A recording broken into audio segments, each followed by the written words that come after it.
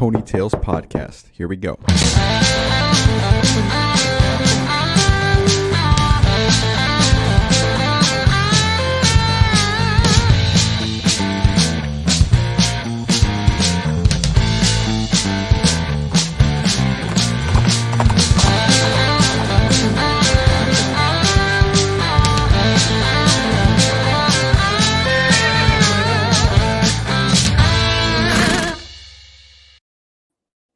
Hello, everyone. Andre Scamboa here, and I am the host of the Ponytails podcast. Thank you for tuning in. Welcome to the show. So happy to have you here, and I am excited for our guest today. He's a repeat guest, second time through the show. But honestly, as I was telling him in the back and in the green room, if I get to hear him talk at all, I'm so excited because every time he opens his mouth, I seem to learn something new. So hopefully that is the case for you guys as well. Now, really quick before I bring Fee on the show, a couple of announcements. First of all, if this is your first episode, welcome. Happy to have you. Super excited. And if you don't know, this is a show where people come and share their stories and experiences of their 80 hours a week internship they had with Southwestern Advantage. It was this internship that started in 1868, and it's gone on for 100 and however many years, 160 years or something like that. Now, this is one of the oldest internships in the United States, and it's crazy. People go door to door selling educational books to kids, to their families, all over the country. They even have European students that come. In fact, June is going to be exclusively European guests where they share their stories of coming to the United States and selling books door to door. But welcome to this show. Thank you for being here. Make sure you guys subscribe on the button right below here. Click that button. Follow us on Instagram, Facebook. We're all over the place. So now, one of the things that's really cool is this is my full-time job. I love doing this. This is all I get to do for work. And the only reason that's possible is because of the help that we have with some people who are poured into us and who have poured into us financially. And I want to give them a shout out because, you know, it's a really cool thing that we get to do this. All of the people that work with us, all our jockeys, are all people who sold books and did this exact same job.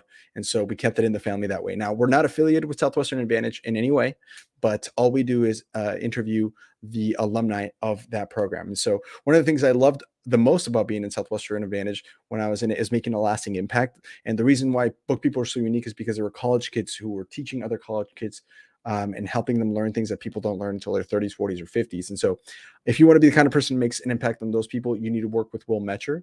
So unless you live under a rock, you're probably aware of what Southwestern Consulting is. And the cool thing is Will is that about him is that he's one of the best coaches that they have. Everyone in his team is earning a six-figure income. And so he is looking for people to work with him and grow that team. And so if you are looking to change careers, change paths, maybe you're wanting to go back to that feeling of helping people grow and be the best version of themselves, get a hold of us. We'll get you in touch with Will to be able to do so. So reach out to us on Instagram or whatever way that you want to. Secondly, I want to give a shout out and also announce Bizler. If you have not heard, if this is one of our first few episodes and you don't really know what the heck Bizler is, we're throwing an alumni sizzler. And so what we're doing is we're going to Cancun on August 15th through the 19th. You can join us if you sold books for at least one summer. Bring your spouse, even if they didn't sell. And have a blast with us. There's a link below that you can sign up or get more information on. There's a YouTube video that we have entirely dedicated to just those details, as well as you can click the link and just sign up right away. But we're getting prepared for it with our bodies and our mind and our emotional state with our friends over at Elevate Wellness, and that's Seth Hood and Zane Gallagher. Zane had an episode last Sunday.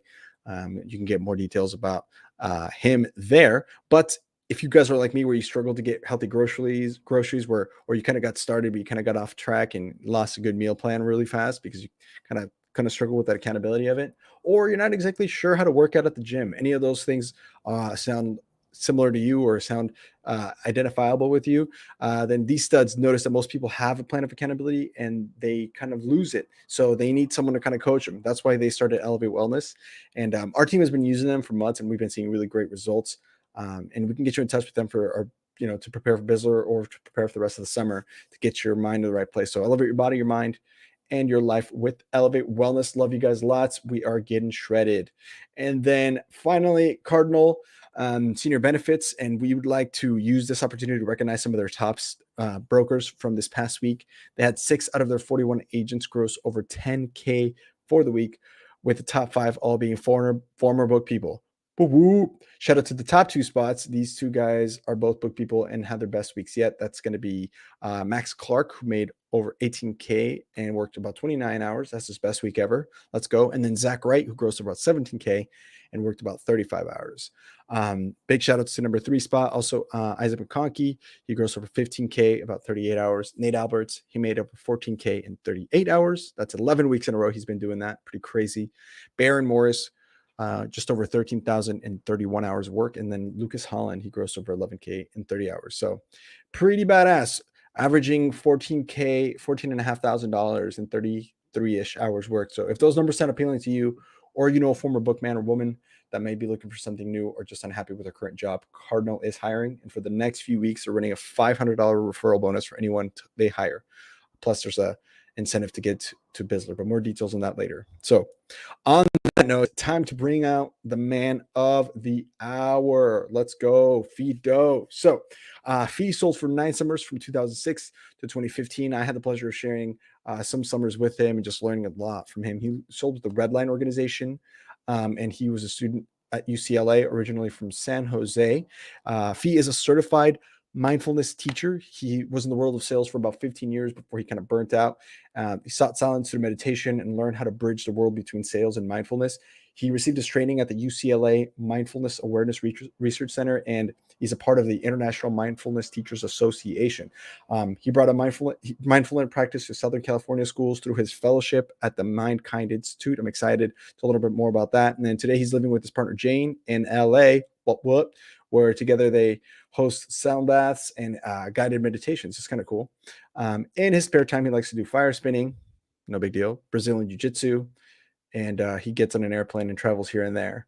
They say he's like a wizard from like Lord of the Rings. He walks here and there, they say. But the man is an amazing human being and my good friend Fido. So welcome to the show again, sir. What's up, Andres? So always so good to reflect and hear that bio read back to me. So happy to be here. Dude, it's so impressive. It's like for fun, he spins fire and practice jujitsu. that's the fun. That's how badass he is. That for fun, he does things that people dream of. That's awesome. I don't know, just off that, I think it probably will tie into today's topic of just, I've always been one to really seek those mind body type of activities like dancing, jiu-jitsu, rock climbing, all these things that can integrate the mind and body. I'm just a sucker for those. Love it. So. Dude, also, if I do remember, because from our Sizzlers, you are a pretty mean salsa dancer, my sir. Like, and that's coming from Colombia. Like a Colombian right here is telling you, sir, can salsa, man. Those hips. I think you're Colombian. Bro, if I ever make it out to Cali in Colombia, the home of salsa itself, I mean, it's ingrained in your DNA. I had to learn, or I feel like this was a part of my previous life or something, but I have fallen in love with salsa or any kind of like partner dance. That push and pull, or that connection with the partner. That's pretty sweet. Dude, it's so fun. It's funny because if you ever want to pick out a Colombian out of a crowd of Hispanics, you just start playing salsa, and the ones that start moving. That's what I think they should have done at the airport in the 90s to catch like drug dealers. Is they should have just played salsa on the speakers at the airport, and they're like, "All right, you guys have all been selected. Come on." Oh, that's good. That's what they should have done, brother.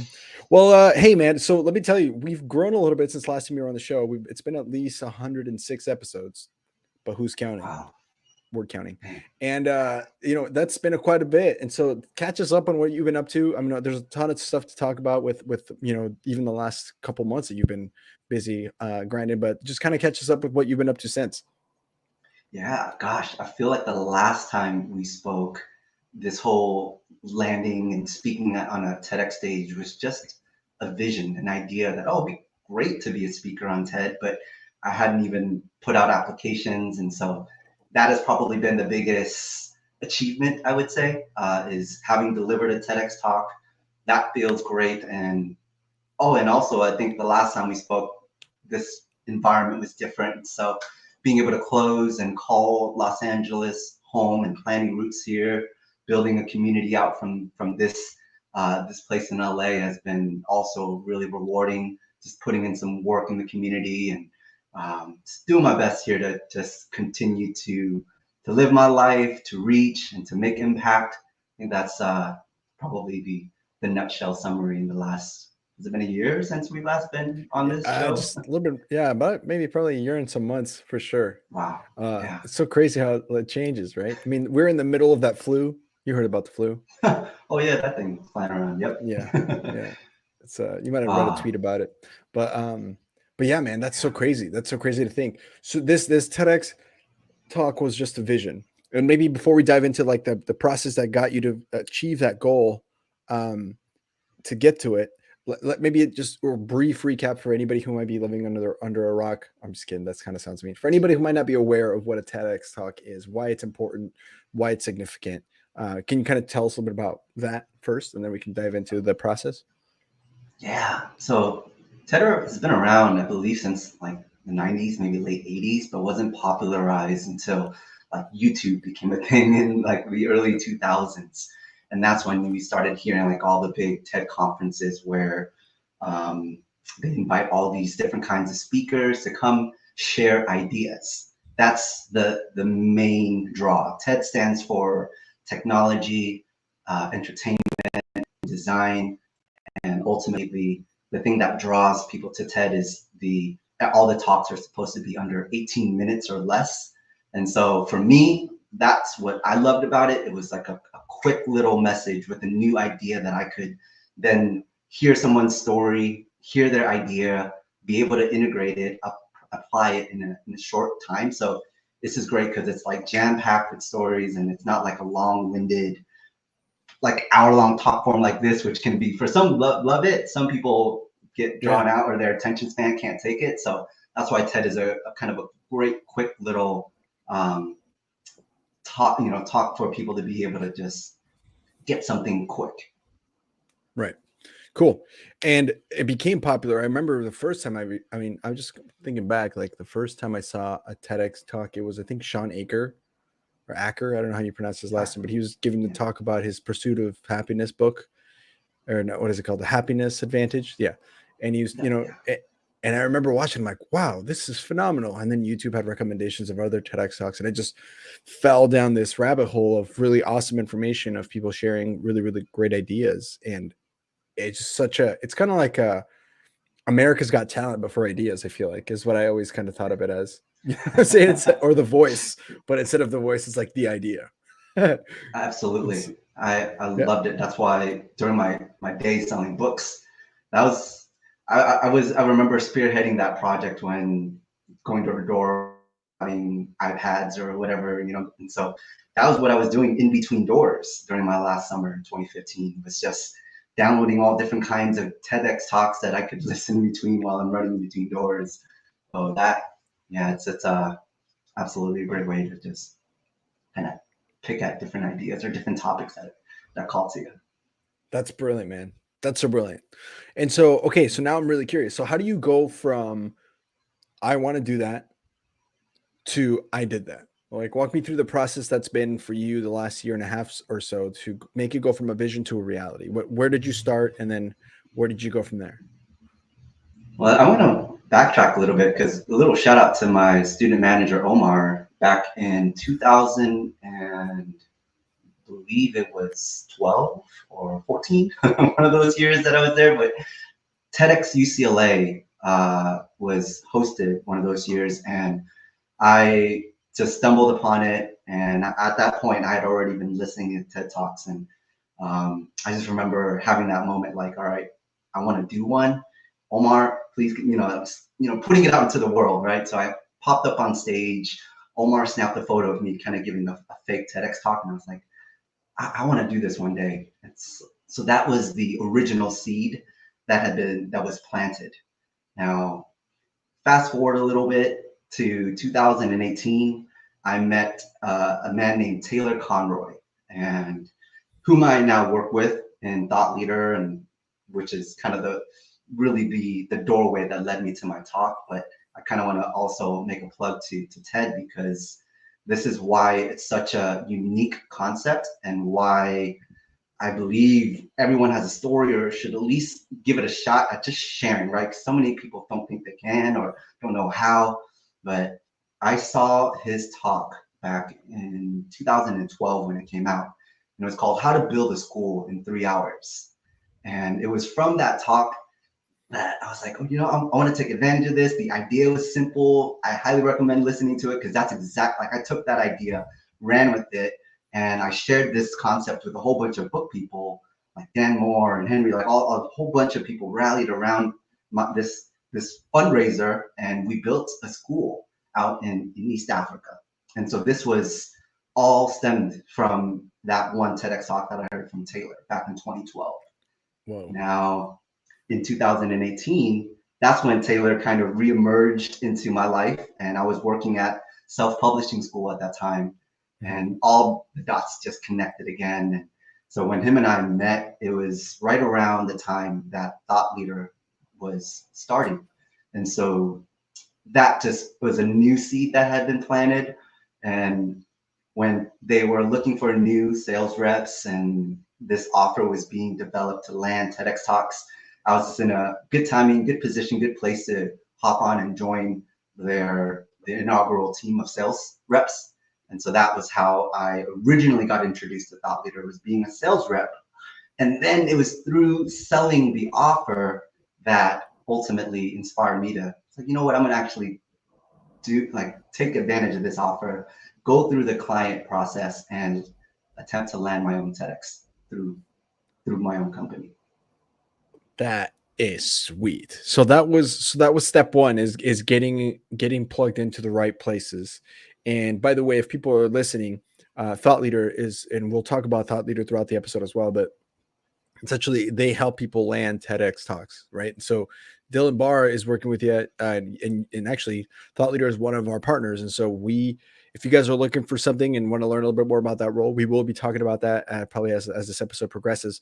But just so you guys have an idea, that's a good place to get started. So if you're listening in and you're thinking, man, like, I have some good ideas, I want to share some stuff, I want to get on a TEDx talk. How do I get the plug, or how do I get the direction or the how to?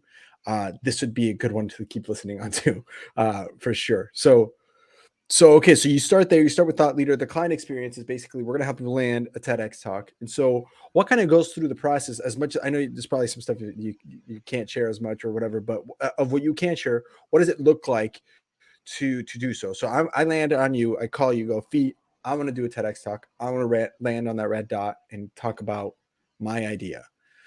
What do I do now? Great question.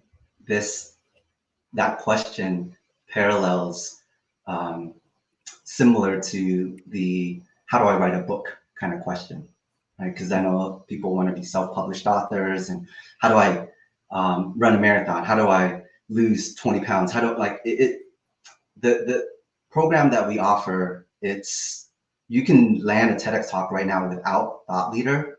But I think what makes this process so special is because we've paved the way with a process and a system that really works. And so for me, first off, like with TEDx, there's thousands of stages, over 3,000 different TEDx organizers every year.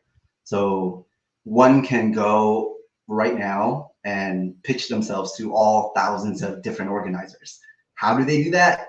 They would have to dig, they would have to research. And so that process, just like trying to find a publisher, you can do all of that online, but we have just simplified it by having an entire team of people, an applications team that will do all that searching for you. We have a whole team of people that will also help me, I'll speak from my experience, with clarifying my idea, because I wanted to do it, but what was my idea, right? And so the whole journey of figuring out, well, what do I even want to say?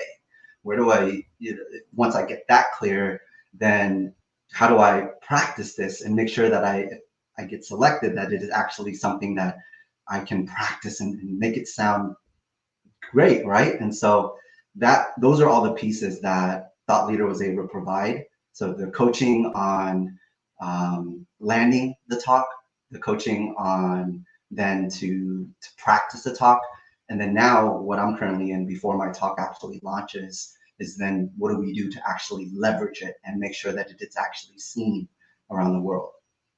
Now that's big. There sounds like there's each one of those steps, it's like a tripod or something. You can't, for a successful TEDx talk, you can't be missing one of the three steps. So in your personal experience, how did you come to your topic? What do you talk about? And maybe like, how did you arrive at that conclusion? Because dude, there's so much stuff, so much wisdom you have that I can't imagine trying to pick one thing. That's like going through Netflix and trying to pick a good movie. It's like there's too many, like. Dude, this is such a great question, and I tell my clients this all the time, and they're always surprised to find out that the talk that I had proposed to the TEDx organizers that selected me was original. What I ended up delivering on was not the original idea. So there were so many things that I wanted to talk about that it shifted throughout. So that's another cool thing to think about, is like, if you are wanting to be a speaker, you can present an idea, but you don't have to be attached to it or the title of it. So many people want to have like all these things in place before they actually go and do it. I was kind of on the side of, let's just kind of fall into this process, put it out there, get selected, work with these people, mold, mix and match, acclimate. And so that was more of my journey. And I'm so glad that I did that versus kind of waiting until I had my perfect idea that I wanted to share. Now, all that being said, the original idea that I had presented was around compassionate selling. And so it was about just how in sales, I had developed all this just really hard on myself for not being able to be number one, to be the best salesman. And I would just get really critical of my results. And so how do I have compassion for the results that I have? How do I find contentment with just where I was in selling? And so that was the original idea, is, okay, whatever it is that you do in sales, whatever the results is, how do you, at the end of the day, be kind to yourself? Now, that was the original proposal, but the actual idea that I ended up sharing was kind of like it's a thread of it. So it spun off a little bit, and it was less around compassion and more around to put it simply, the practice of mindfulness. Because going from being mindful to being compassionate, that can be a huge step for people, right? How do I be present to then how do I actually care about people that are suffering?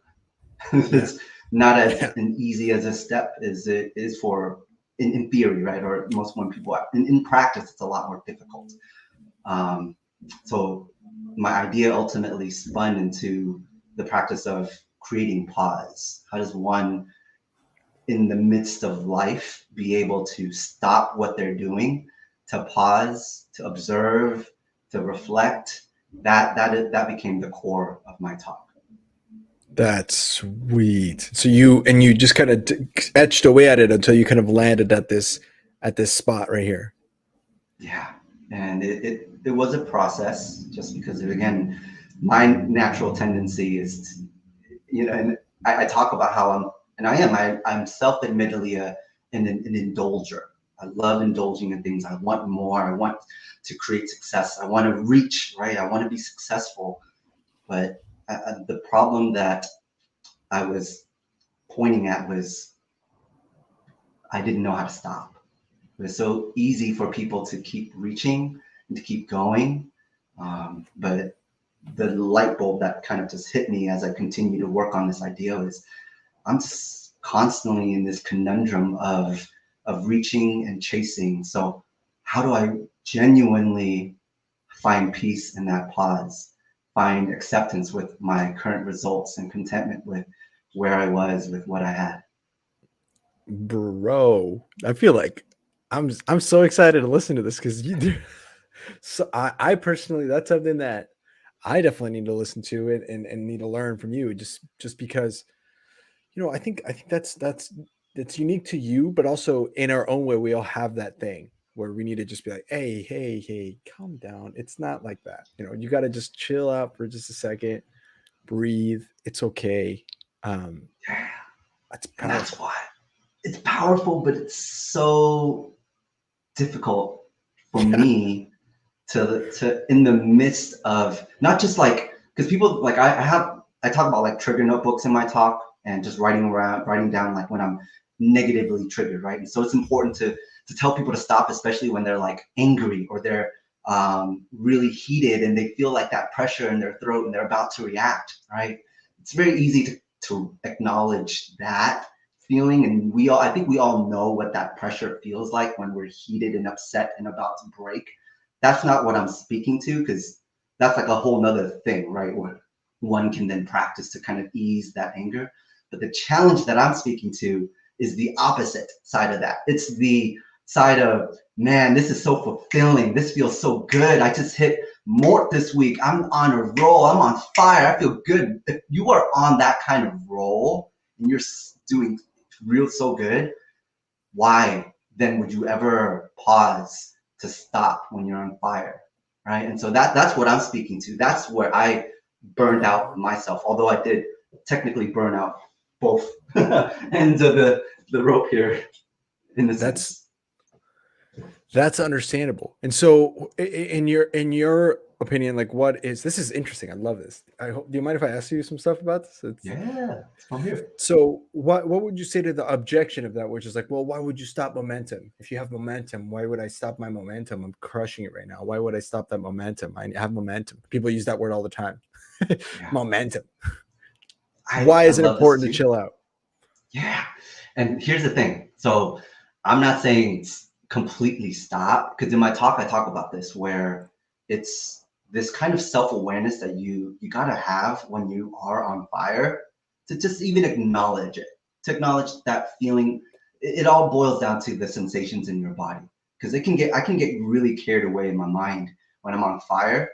But if my mind is operating at a speed greater than what my body is capable of, then it's going to, what happened for me was I did get incredible results, but I compromised the well-being of my own health, my own body, just by redlining, literally redlining and pushing it, not taking care of my vessel.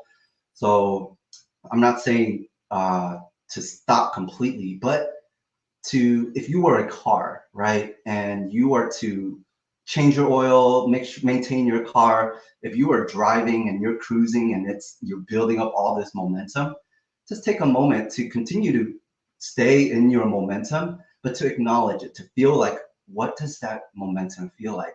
To give myself that self-gratification of, man, I'm producing, I'm doing really well. To acknowledge oneself and then continue to move forward. I think that is a very subtle distinction between just what happened for me was just getting lost in the momentum and just reaching and not really having that connection between my mind and my body. Does that make sense? Yeah. Ooh, yes. That the car analogy just makes sense, because I just dropped $3,000 to fix my car because I drove it so long that it like couldn't handle it. So literally, I get it, because you're still making your way on the road trip, but that doesn't. You should still turn your car off for a second, give it a minute to just cool down, and then go back again. And this car metaphor, analogy, whatever that is, but it's really the core of my talk, and the title of it is called All Gas, No Brakes. Not like a car brake, but like BREAK, no brakes. A road to mindfulness. And I literally just throughout the whole talk, the thread is that comparison to, if you were a car yourself, how would you drive your own car? And that's where I thought, I think I did a really good job of kind of using some of these car examples where I share a story of like literally driving myself almost off a cliff, flipping my car 2 times, nearly dying because I just fell asleep at the wheel by pushing myself to that absolute brink of to zero gas. Dude, that's a crazy story. So you literally, happened to you, or you were working so hard. Was this while you were selling books? This was actually not when I was selling books. Actually, this was after selling books. So there's still qualities of it that kind of carried and lingered through, but I had been pushing myself in that same sense of kind of the same mentality of like, I can go a little bit longer. I can do that. It's And I remember like going on this drive. It was like a 2 hour drive back home. It was after a 24-hour stint of just amazing, right? Like I wasn't even partying. I was just like doing acknowledgement circles and just having all these social activities. And by the end of it, I was like, okay, it's just 2 hour drive. I can go home. And it's that little moment. Had I just paused to just be like, man, I'm actually, if I stop for a quick minute and listen to my body, I'm pretty dang exhausted. I should at least take a nap. But I was just like, so my mind automatically responded like, no, you got this. Keep, it's that whole constantly, what I'm talking about? Like, I was just like so easy to lean towards automatic yes that that was what happened, and I ended up nearly killing myself because of that. Is this story in your TEDx talk? It is. Okay, It's so we won't one spoil I'm it. hoping for. That'll be a story for another time. That'll be a story for another time. There's yeah, there's I mean I open up with that story, so I talk a bit about it and share what happened, but I think it proves the point, the main point that just didn't know when to because stop. like you were saying, like you had just spent 24 hours of awesomeness. It wasn't like you were spending 24 hours at a funeral or getting out of the hospital from another thing and then you drove home, which a lot of people would be like, well, you're tired or you're angry or you don't do that or no, you're coming off a high. That's like going to Sizzler or this coming August, if you go to Bizzler and you have these really cool 5 days of meeting with a bunch of really cool alumni and having a lot of fun, and then you land back at your hometown and then you're going to drive 2 hours home, that would make sense why that's not a good idea. Because you're coming off such an adrenaline, dopamine, serotonin high that your body doesn't almost want to acknowledge that, hey, this is going to run out and that when this runs out, it's a cliff, literally and figuratively. Wow, that's such an interesting thought. I've never thought about this before. I've never thought about this, the pause. It's almost like exhaustion from too much good. That's a trip, right? And that's where again, everybody is so different. I know their journeys. Some people can compare it to mine. My personality type. I'm like an adventurer, right? For Enneagram followers, I'm a hard 7, right? So I just would love to explore that, and I think people can really resonate with that. So, but not everybody is. I'm sure people are listening to this and it's like, can't relate to it. So I'm just kind of sharing from my own experience of what it was like for me to really understand how I operate. That's so good. The way I also think about it, if you don't mind me commentating on it or whatever, but like the way I think about it is kind of like when people who fall in love or like get too crazy about someone too fast. Do you know what I'm talking? Like we have all that friend that like buddy comes home after meeting a girl. She's perfect. She's this. What did I say? I always said that my perfect woman was gonna like Lord of the Rings while she quoted Gollum. And you're like, okay. But I also said that my perfect woman was gonna be blah blah blah. And she'd like all these things are perfect, the honeymoon stage. And then like within a couple months, they want to marry them or something. Which again, I'm not saying that doesn't happen. I'm not saying true love doesn't exist like that. I'm not trying to say that. But a lot of times that same friend of yours who's met that person, you have to be like, hey, hold on, stop for a second, slow down. Look, think for a moment. It's kind of like that. I feel like too, like that, this idea of like infatuation with something or someone or an idea even, and just all the gas that you put into it, that you stop focusing on like the reality of it. It's kind of the old adage of Southwestern. It's never as good as it seems, and it's never as bad as it seems. It's probably somewhere in the middle. Pause and take a look. Yeah, and you get to acknowledge those feelings too, because it's true, right? If you are feeling those feelings of infatuation for someone, that's happening in your body. That is a fact. That is true. Now, months down the road, I think like maybe because this is like a novel experience, you're seeing someone for the first time. I know that makes it easier for our body to become triggered by the novelty.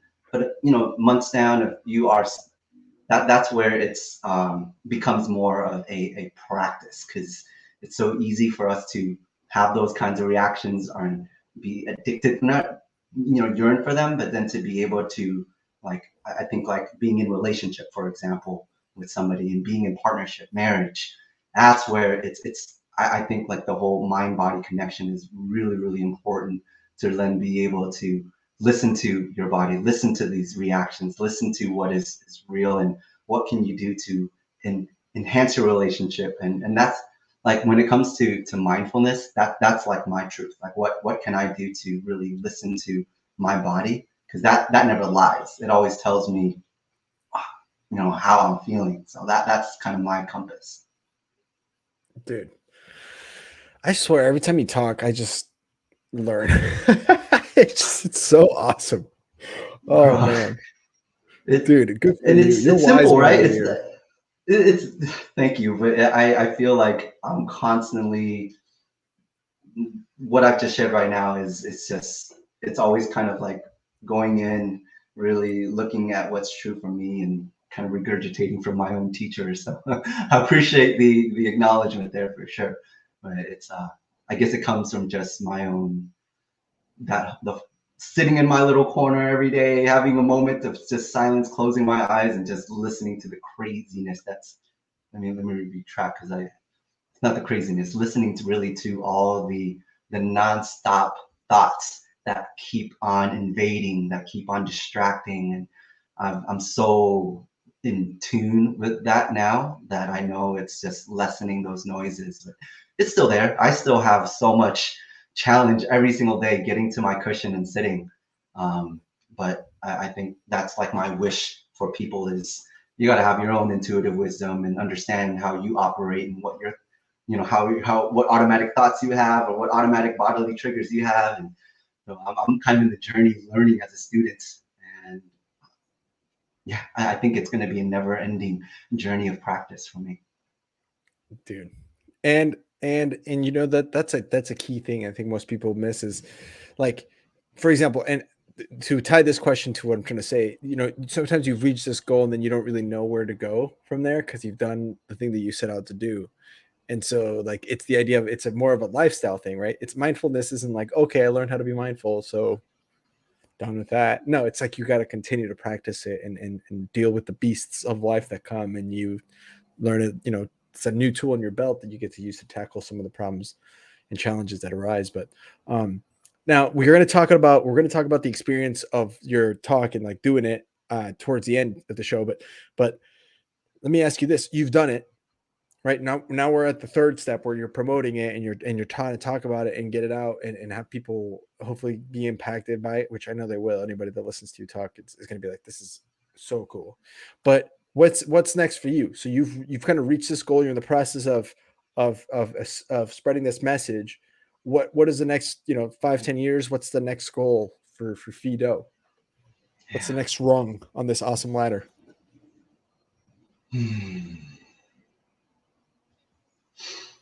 It's continuing to facilitate. I feel at home the most when I am in my own practice. It's really easy for me to get caught in wanting to make more money, have more businesses, and do, that's there. I still, I want to acknowledge that. But the thing that I think is going to give me most peace of mind is through facilitating these practices, sharing my own journeys. So I found joy. Like, I think about I'll share more later, but just standing on that stage and sharing my truth with people, and having them, like, you share feedback saying that this is helpful in any sense, that is rewarding for me. And I used to enjoy the whole one-on-one coaching and selling as well. Like, obviously I believe that everybody sells. So whether I'm in an active sales job or not, we are all salespeople. That I I believe. And so if I can be, if my job for my, mhm, if my journey for the rest of my life is to sell people to to work on themselves, to be able to understand that they are their own car, what kind of car they would be, how they would operate their car, and to be able to just, keep driving their car as long as they possibly can, and keep that thing well oiled, well maintained, I will find much joy and gratification in supporting people in that, guiding that, facilitating that. So that, how that looks, it could be on stage speaking to thousands of people. It could be at festivals, at retreats, at my own home, for crying out loud, having people here. Jane and I will host more guided sound baths and meditations just to create that sense of safety for people to be able to explore their own minds and their own bodies. That sounds fun to me. Dude, so cool. You are awesome, man. I wanted to ask you about this because I saw this on your bio. Sound baths. Is that like the where you go into the that's not the same thing as the what's it called? The zero gravity thing, is it? Or what's a sound bath? The zero gravity is another thing which happy to speak to. You're talking about like the float tanks, right? The isolation That's it. Yeah, chambers and the that's what they're sound. called. Yeah, Yeah, yeah. love those. This is probably the opposite of that. Sound baths are they're bowls. Typically, they're sound bowls that are tuned to different frequencies, made from different crystals or glass, and it's it really, if you haven't had a sound bath before, it like that combined together with a meditation, it drops you in because you're just kind of engulfed in all the vibrations and you feel it throughout your entire body, and then you're just present with the sound in your body. It's a very yeah, mindful experience. It's very rewarding. It's hard to put into words, but it's definitely something I recommend if you haven't had. Got to do it. I have to do it now because that is so cool. I've never heard of this. So listen, man, when it comes to this kind of stuff, I don't journal. I don't meditate. I don't, and but regrettably so. Like I wish I knew more about this kind of stuff, and I've never really. My brain goes at 100 miles an hour, and the best way I spend time alone is reading, and I really learned to love that because I used to hate reading. I hated English as a second language. But that's that's a part of me that I've always been like, wow, I feel like I need to do more. So I'm sorry if this comes off a little ignorant because I don't know. I mean, people listening are like, how does this guy not know what a sound bath is? Like, but I have no idea. Bro, so to keep it simple, like I know for a fact there's a good number of people that are not going to go and sit on a cushion for a minute, no matter what I tell them, and that's okay. That's what I call formal practice, right? Um, it's like working out. You got to actually go and work out, no matter, like, to build muscle. You got to do that no matter what. So the formal practice in actual meditation, that I hope to be able to convey the significance and importance of just, even if it's for one breath a day, to just close your eyes and have that connection to your mind and body. That I wish. But to speak to the informal practice, this I think is something that most people can do. Because if you're not going to go and sit on a cushion and meditate, then you can at least start with the informal practices, which is pretty much everything else. Like when you're walking, when you're eating, when you're reading, when you're playing a sport, any kind of verb activity that you're doing. Like if you're walking, just take a moment to then realize that you're walking, and what does it feel like to have the weight of your body on your feet? What does it feel like to grip the earth actually and walk, and use the balls of your feet versus walking on the heels of your feet? Little things like that, or when you're sitting right now, or eating and chewing your food and tasting your food and enjoying that moment, right? Those are all the informal practices that I think, man, people can immediately apply, and I think it just adds so much more to the quality of life. I got to shout out again my manager Omar, if he's listening to this, because Omar was the first person before I even heard about mindfulness or meditation that kind of triggered something in me. And those that have ever eaten with Omar will know what I'm talking about, because I remember that, like, when there's just, I had one of those moments where we were just having a meal together, and he would eat something and he would just pause and he would chew and he would have this like visceral emotional reaction to the food.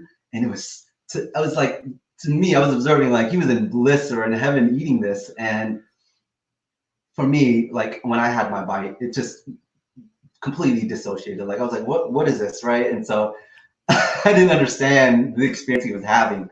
But I think like when you're able to really kind of pause and enjoy and really soak it in and just have that moment for yourself, now it's just, that's what I meant by like it can really enhance the quality of life when you just don't take for granted the little things sometimes that we have.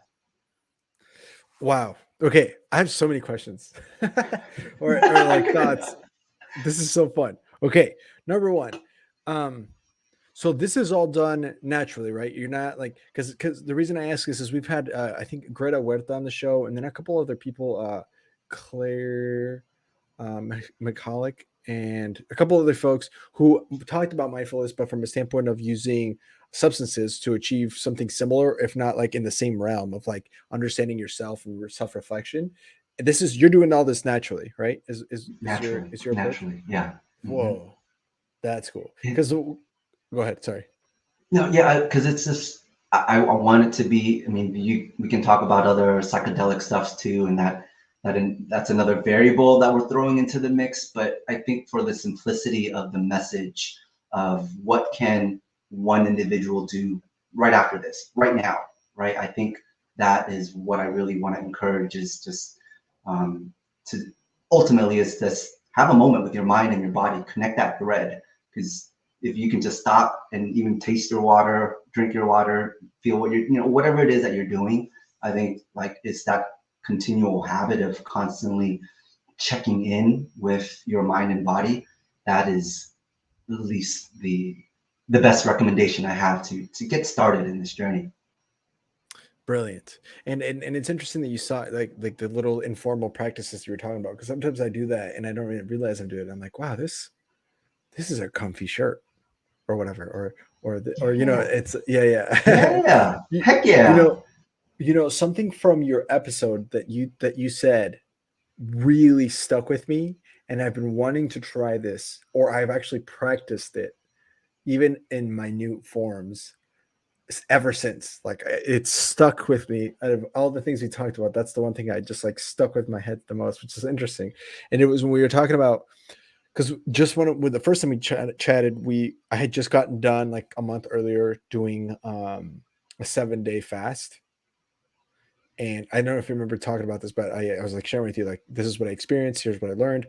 And you then mentioned that you had tried some of that stuff. One of the things that you tried, and this blew my mind, that you would get up at 4 a.m. Well, you did like a silent, like a word fast, but you didn't talk for like, was it 3 or 4 days or something? 10, And 10 days. or for 10 days. Jeez. Yes. But you built up to it. And this is the thing that stuck is at one point you would get up at like 4 a.m.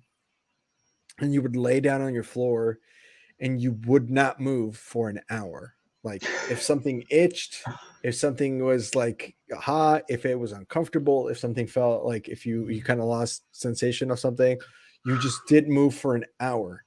And it just made me think because you talked about like sometimes something would start itching and instead of like scratching it, your brain went to or you told yourself, you know, just understand what does it feel to be itchy, like what is it, what am I feeling, what am I noticing, and it would get really itchy, dude. Okay, every time I got big by a bug bite ever since then, every time I got a mosquito bite, every time like I get itchy, I remember thinking to myself, okay, just all right, just let it happen.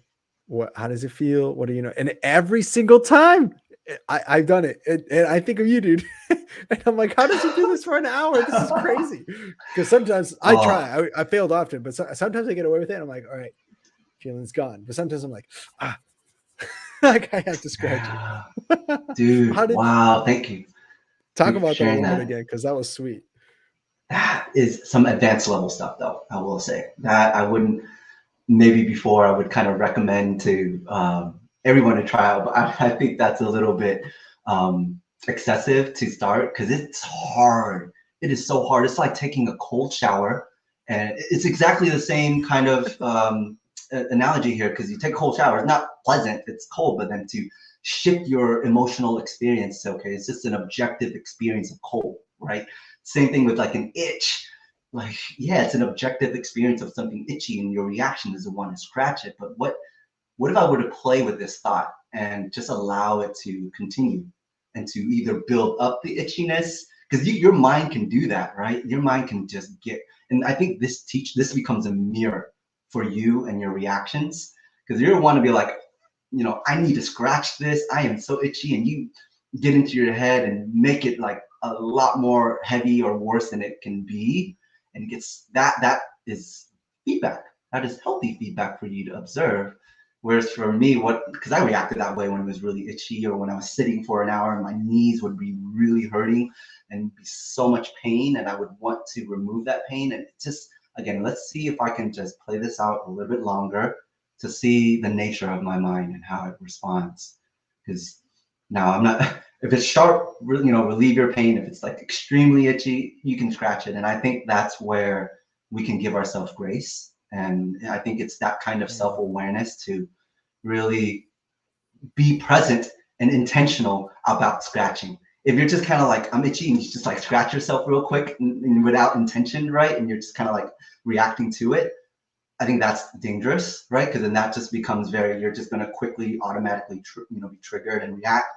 And so if you can learn how to not always act on every single reaction, like if you notice you're itching, and then you can just be like, oh, it's itching, pause, okay, then scratch.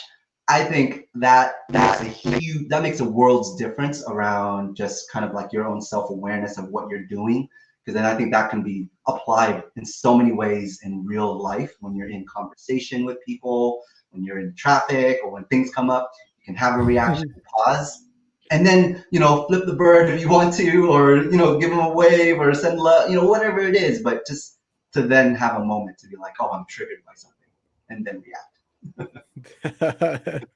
You're also the person that would take bubbles, like soap bubbles in your car, and whenever there was a traffic jam, you would just stick it out the window and start blowing bubbles in the middle of a traffic jam. I remember this. That I share in my TED Talk, bro. That's in there. That's awesome. You did that in an advanced sales, and I was like, that's awesome. That's so brilliant. It's just a good way to make something good out of bad.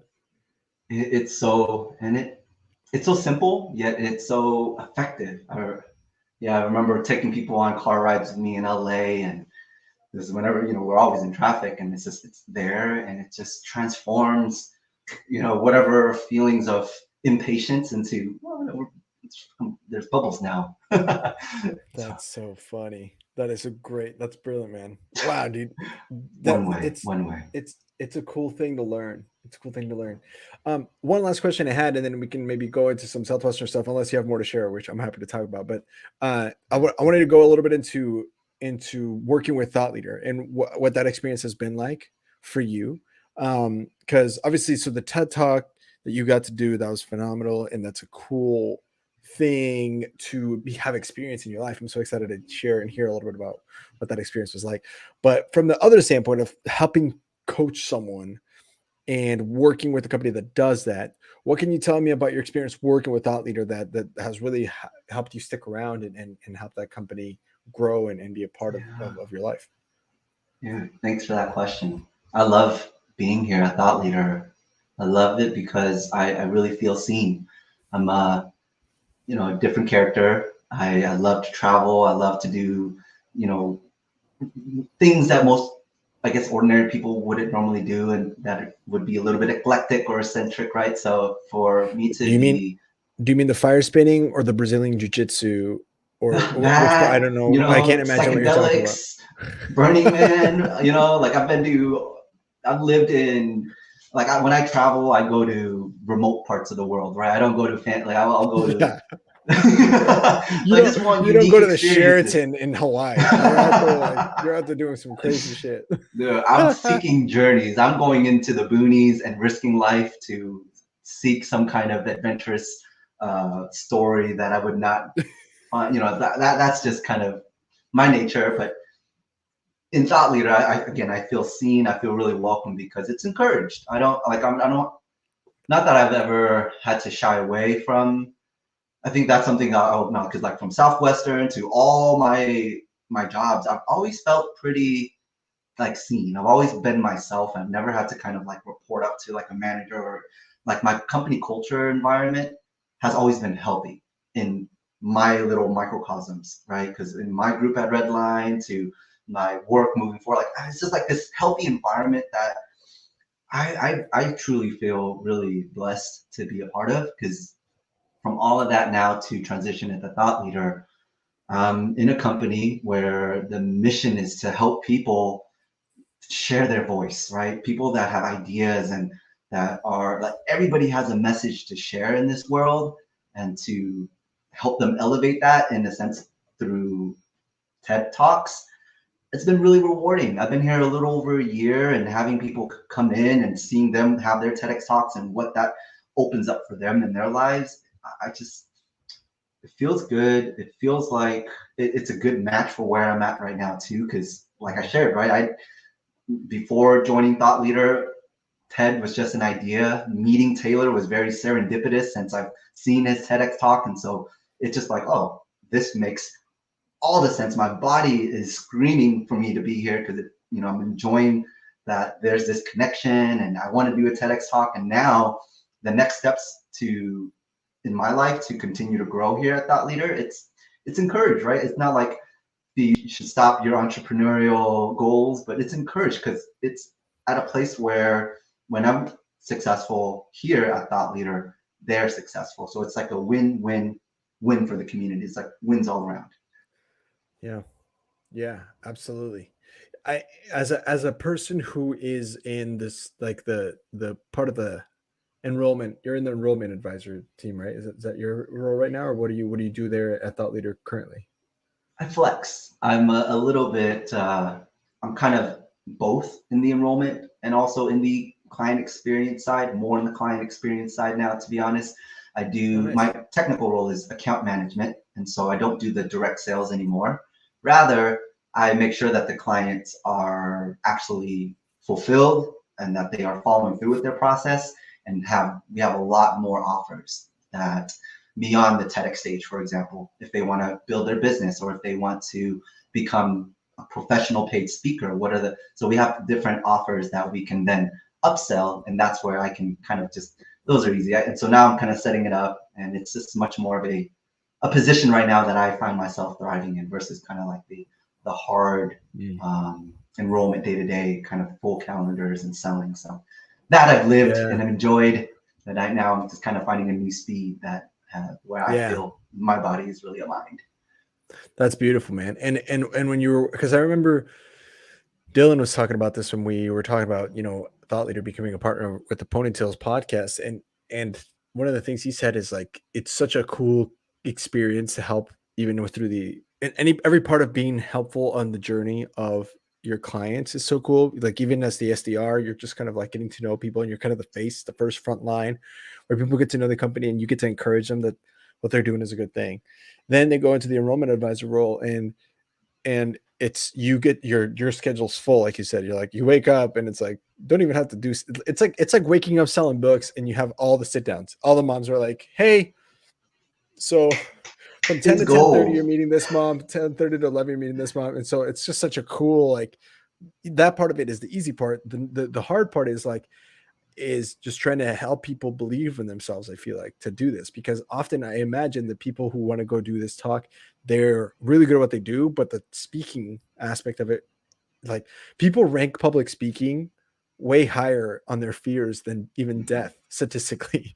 So I feel like it's such a cool thing to empower people to believe in themselves, to share their idea, because it's so valuable. Like I can't imagine the cool ideas that you've gotten to listen to and hear about in your Yeah, experience. yeah. I've gotten to meet with some pretty prominent people and to normal people. General, like that's where I'm like, you can be anybody on this planet, and from your own life have some kind of idea that can be shared that you can glean on from your own experience. And I find that so amazing because we've helped an 8-year-old, 9-year-old land a TEDx talk to teenagers to people. What? It's just it's all in between, and from professional speakers to non-speakers. Yeah, I've really enjoyed getting to hear different kinds of ideas, and it's quick, right? So it's like that's the difference with like books, because sometimes you got to read the entire book to get to the message. But with TED Talks, it's like I can help someone, and at the end of it, I can watch their talk and learn so much about them. And so I think we're engaged, and at least I am engaged in that way a lot better. That's so cool, man. Oh, Yeah. so awesome. I love it. Thanks for It's sharing, brother. Yeah, it's yeah. I'm happy to share about that later. It's super fun working here. Honestly, I mean, it's well, we'll see where my heart kind of goes. But as of right now, I'm so settled here and really happy here at this company. That's beautiful, brother. And well, I mean, any company that has Fido and Dylan Barr, I mean, come on. Right? We got Will Hemmer too, and man, book. Yeah, there's some solid book people here as well. That's so fun. That's so fun. Damn, dude. Well, do you mind if we move into some Southwestern stuff? Maybe recap a little bit of. I mean, we shared a little bit of this from your first episode. Before I get into that, I'm going to do a quick shout out. In fact, we'll start with Thought Leader, just because, like I said, we work with Thought Leader, and if you guys are listening in and you're thinking, "Holy cow, how do I do this? How do I work with Fee? How do I work with Dylan?" So, uh, they partnered exclusively with the Ponytails podcast, and they're looking for Southwestern alumni to join their team. So they currently have openings for the SCR and the enrollment advisors. Of course, the SCR role is an entry level where you'll kind of be calling people warm leads. They've expressed interest in working with thought leaders, so it's not like anything cold calling. All you're doing is qualifying and making sure that they're the right fit for the program. And then you set up the appointment for the enrollment advisor. With the SDR role, you're making about 50 to 75K per year if you're on target, which is pretty realistic, if not more, probably, if you're really killing it.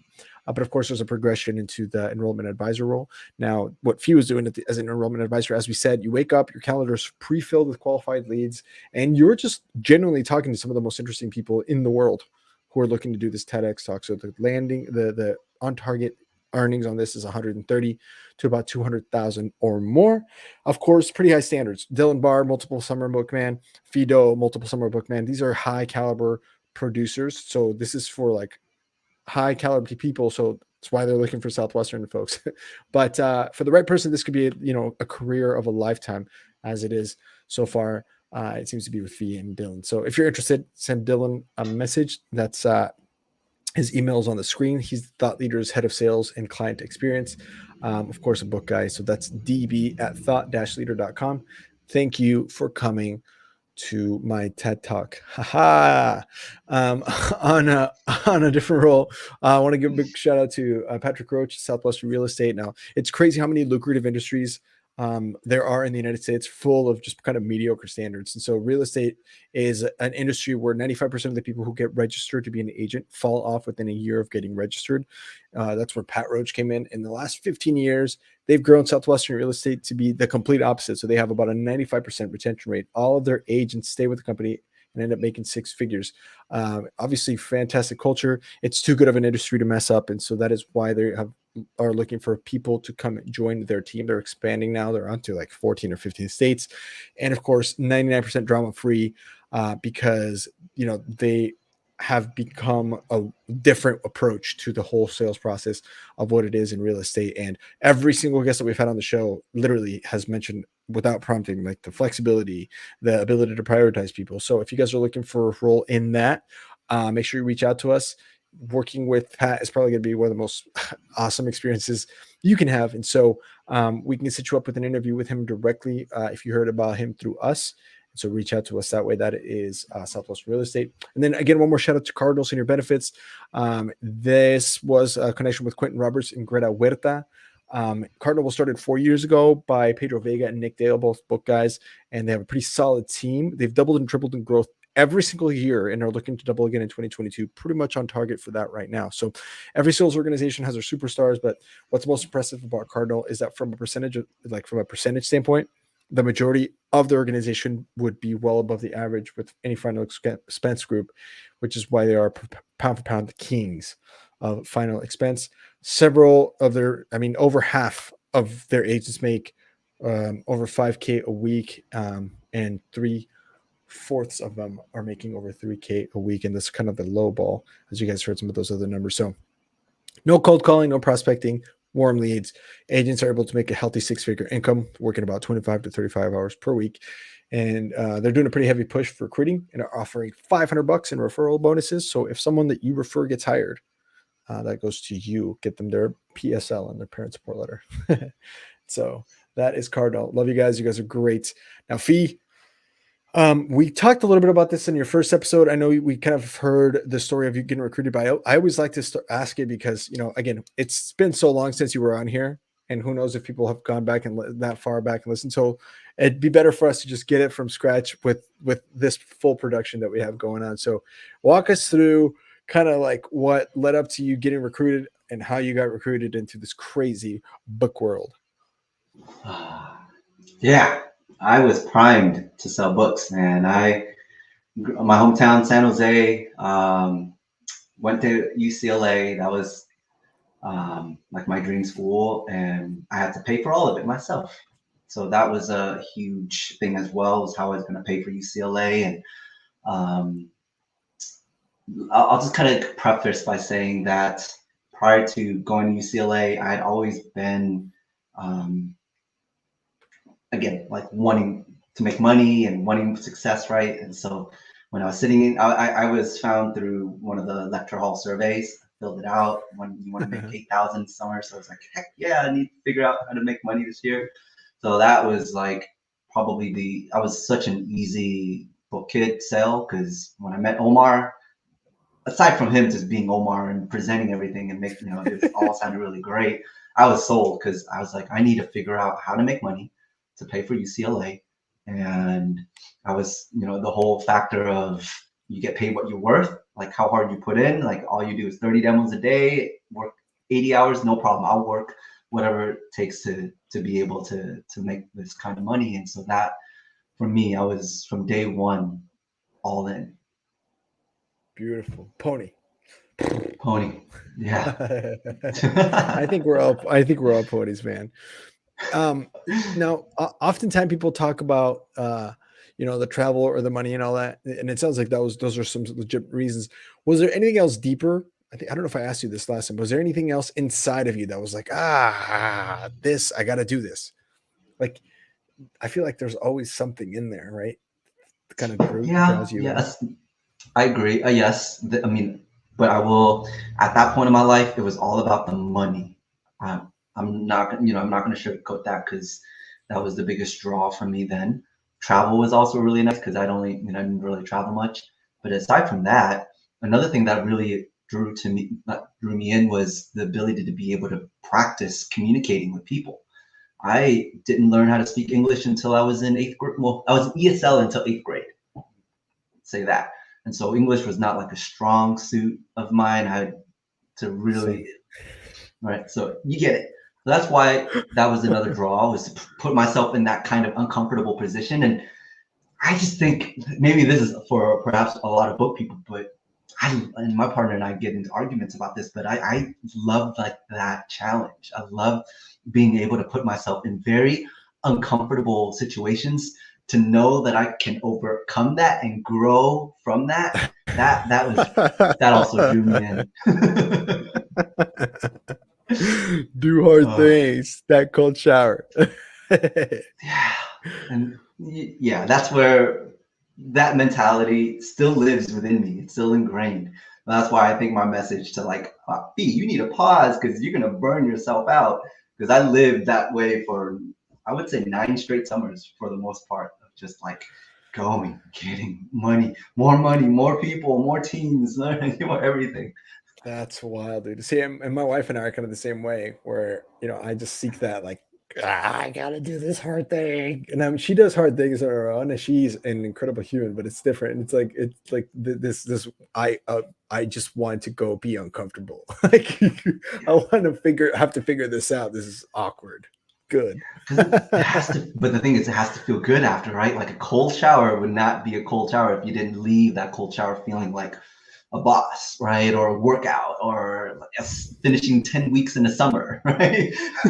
Yeah, dude, it's fucking brutal. It has to be that pain and reward. Like, I just got so hooked on that cycle of pain and pain and reward, that it and to this day, it's still something that I'm just a little bit more aware of, but I love to challenge myself. That's brilliant. Now, since we kind of covered some of the stories, and we'll just do stories as they pop up, but I have like specific questions, like almost not really rapid fire, but more like interview style questions for you that I thought of, because I'm like, how are we going to make this different than the last one? So, really quick. So, 9 summers. Where did you sell?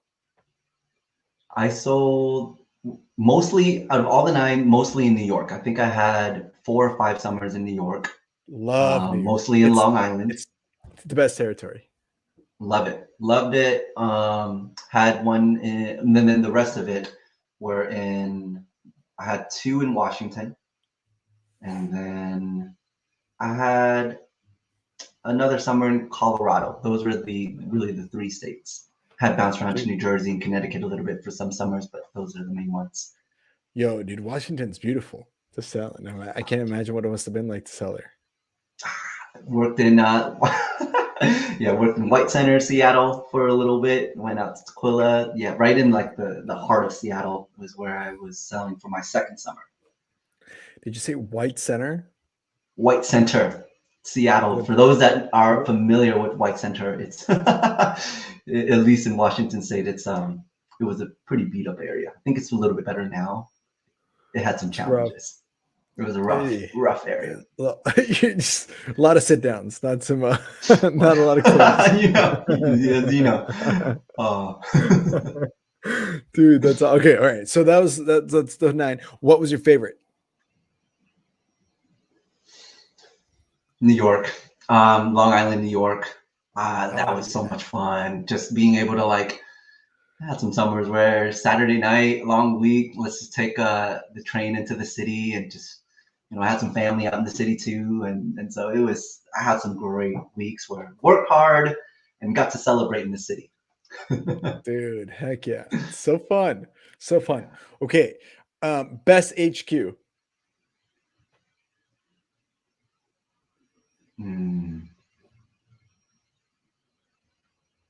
Damn, I'll have to say my last summer with the Isums. Oh my gosh. Matthew Isom, shout out to your family. They took such great care of me, and my roommates, of course. And just the reason they came up was they suffered as well a tough loss, and they in the midst of suffering and going through something really difficult, they still opened up their home and took really great care of us. And so that's why I am saying they are the HQ that is my favorite. Your favorite HQ. All right. Least favorite HQ. Now, notice I didn't say worst. I said least favorite HQ, if you have one. Yeah, I do. It was, oh my gosh. Oh, so bad. It's my third summer, New York, Queens. There was a year I sold in Queens. Could not find an HQ for the life of us. And we were bouncing around from hotels. And then after a week of hotels, we ended up at some really shady basement with cockroaches. And it was just so dirty and so messed up how we ended up there for 3 weeks. We were there for 3 weeks ultimately. But then no. It was bad. We because it was so bad, we moved to a different, obviously an HQ 3 weeks out, and it got a little bit over that. I'm just thinking of that specific. It couldn't have gotten any worse than what I'm visualizing in my memory that I'm not even going to describe to what we had to sleep on. That's brutal. My brother had both the best HQ I've ever seen and the worst HQ I've ever seen. I'm going to tell you this really quick. His best HQ was also in New York, and he stayed at a school. This family bought a school, like an old school looking like elementary school, and it was for sale. They bought it. He was doing pre-approach, and they were still kind of looking for HQs or bouncing around, and he was getting pre-approach, and the mom was like, "You got to go to the school." He goes, "No, we're selling only to homes." She goes, "No, I know. You got to go to the school." He goes, "No, because it's just families." She goes, "No. A family bought the school. You got to go talk to them.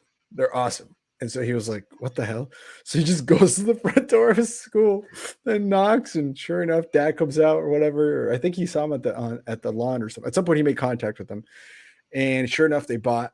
And they were like, "Where are you staying?" He goes, "Actually, we don't have anything permanent. If you know anything," he goes, "Dude, we have classrooms turned into bedrooms." So yeah. And so they got to go hang out after they would get done with work. They'd go shoot around in the gym. They had that's showers. Amazing. Wow. So cool. Sweet. Oh my gosh. I want to follow up with that then, because I think I just remembered another horrible HQ experience, kind of similar, but without the showers. We did not have showers for about 4 or 5 weeks. I'm sorry, Emmanuel. My friend that I brought with me from my hometown to sell books, and this is what we had ended up at. But we ended up at a Habitat for Humanity center, and it was just like an attic, and we slept on cots. It was horrific. The humidity in New York at that time, and no fans. Oh man, I can't believe I haven't even thought about these. These are one of those things where it's just like it's so bad that I'm just like I'm gonna sweep it underneath and not don't want to think about it anymore. You can't hurt me anymore if I don't think about it. Oh jeez, the things we do though. And this is something where, and we don't. I guess if you don't, this is what I always share with this. And we've talked about this on the show with other guests before, but I'm amazed that they haven't kind of changed up the way that they do this as far as the company itself does with HQs, because I got 4 contacts this week of people who were looking for HQs, and they were like, hey, do you know anybody in this area? And I'm like, hey, look, I wish I could help you, but I can't. Like the minute I help one person find an HQ using this network, then I'm going to get bombarded. And then 2, I don't feel comfortable sharing like my guests' personal information. Like they entrusted me with their information and contact to just willy-nilly give it out. I can't do that. From a professional standpoint, that's not a good thing from our side. So I can't help. But it shocked me that it's still like when I started in 2012, and I don't know if this is the same for you in 05, but for at least 2012. So it's been over a decade since I sold books, and that has not changed. That people are still looking for HQs. They still have to go knock for HQs, and it makes me wonder, how come, where are all the ones from before? Like what? And it's because book kids are not good to HQ families. It's hard. It's really hard, bro. Like you got 3 college students in a home. It's your private personal space. You got to find the people that really are open to that, right? It's not easy to have all this people coming in and out morning and night. Like, of course they're gone during the day, but it's tricky. I get it. It's not an easy thing to find, to invite some strangers in your home and to pay, very little, right? And that it's a big ask on top of another big ask. Yeah, it adds up. But I think also my solution to this was like, I feel like they should slow down the morning procedure for the kids. So because I think the reason that this happens is because, okay, so you remember 5:59, right? What happens? Beep, alarm goes off. You're up in the shower, cold one. Ain't no steam coming off that body, right?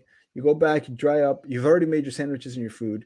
And so the goal is HQ blows up in 15 minutes. And then, in other words, we're out of here by 6:15. So 5:59 to 6:15, 3 people shower, get ready for the day, and are out the door. To me, that leaves the place a mess sometimes. That doesn't really like give you. I think it should slow down. I think it should be like, we're going to wake up, still be ready to go by 6:15, but we don't go. We stay here, or like maybe while one of us showers and gets ready, the other one fill out their order pads, right?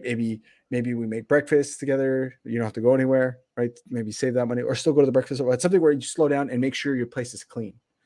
Like that's part of the routine. Isn't okay? We're going to take an extra 15 minutes, but we're going to leave the house spotless, even if it's just our own private space. A couple things. Imagine the win where you're leaving your house and your place is clean.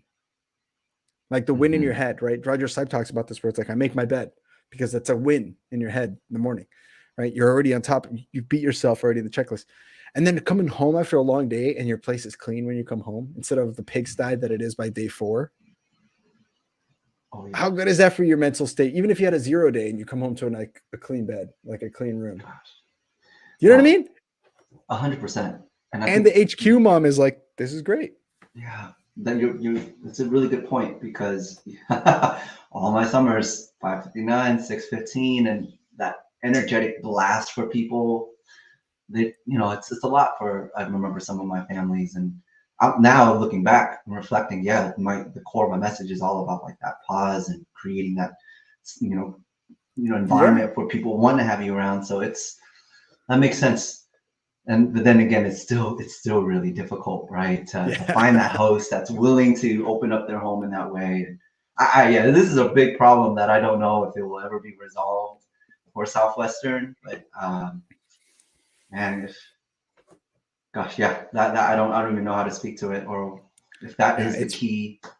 It's rough. Well, because like, even though it is kind of little, like they're paying what we were paying $30 a week, $30 to $50 a week, I think is what they told you to pay. And if there's 2 or 3 of us, That's 300, $400 a month. A family could use that. That puts a dent in the electric bill, so Absolutely. it is worth it to them. But because in my head, I'm like, why don't people want to jump at that again? Because I remember calling for HQs as an org leader, and you would call some people, they're like, no, absolutely not.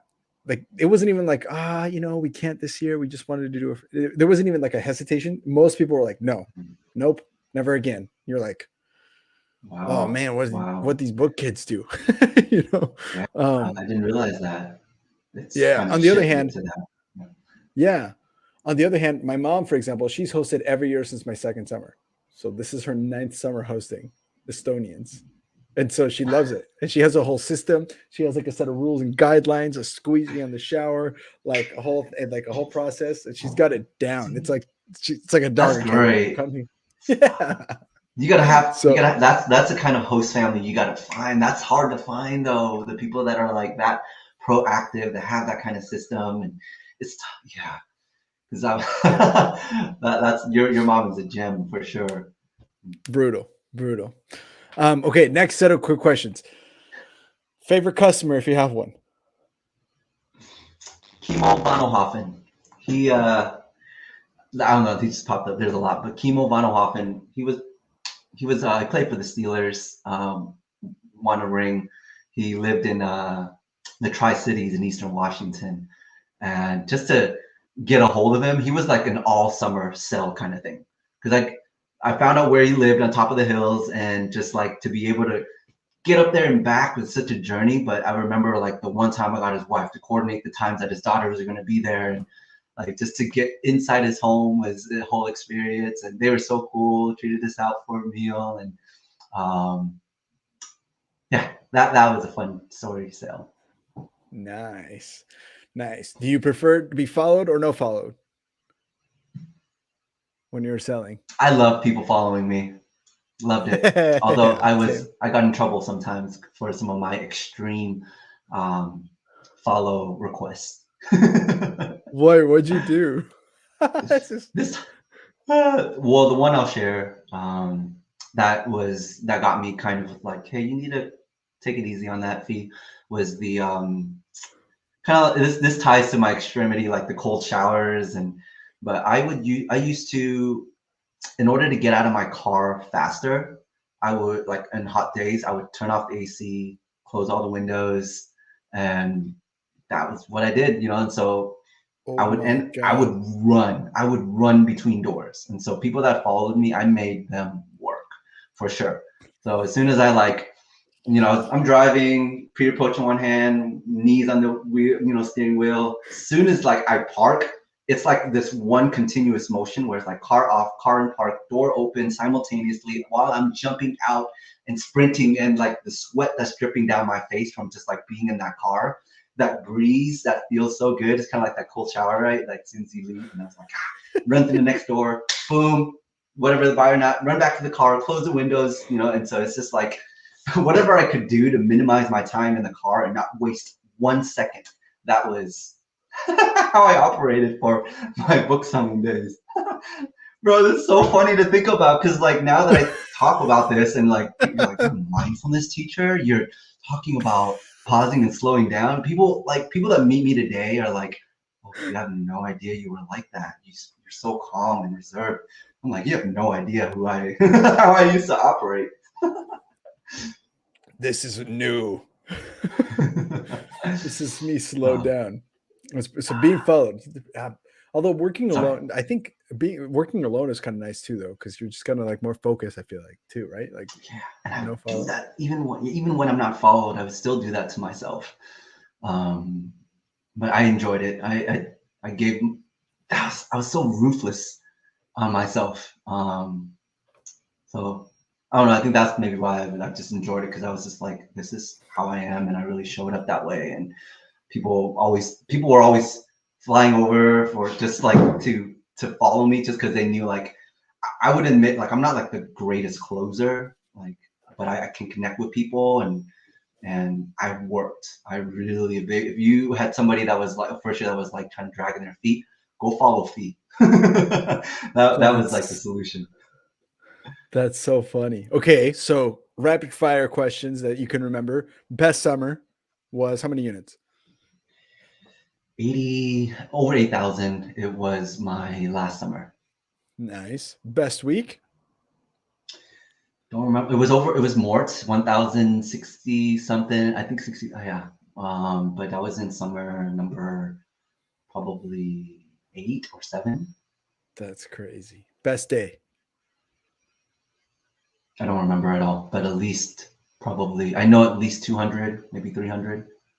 That's crazy. That's awesome, dude. So fun. I love having people who hit more on here because it's like that's something I never got to do. So I'm like, how? How do you do? I mean, I hit PC like maybe 3 or 4 times in my whole career, but like, that's a jump, dude. That's crazy. Was it Yeah.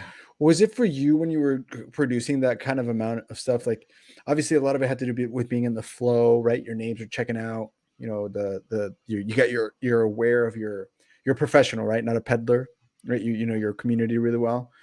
But I wanted to just pick your brain on this. What goes into like first of all, were you aiming for more, or were you aiming for like 1,500 and you missed, or was it like this is exactly how I planned it? Of course, it happened this way because this is how it was supposed to go. What was that like for you that week where you did that, or those weeks where you Yeah. did that? I did Mort probably 5, 6 times in my career. Jeez. I've aimed for Mort every time. Once I broke the belief barrier that I did it, I would always aim for it. And um, I think it is a mixture, like from once aiming and then starting the Monday off.